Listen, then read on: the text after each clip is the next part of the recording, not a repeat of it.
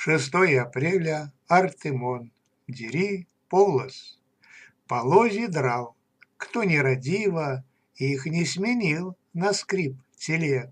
И то сказать, оно не диво, уж до земли протаял снег.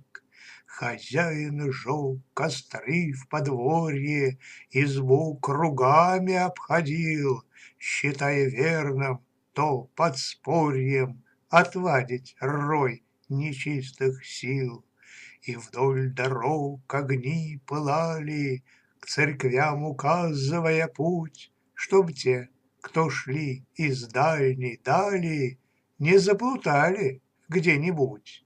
На Благовещенье спешили, на службе всеношной стоять, а небосвод раскрылся шире, даря ночную благодать. Автор Валерий Костюк.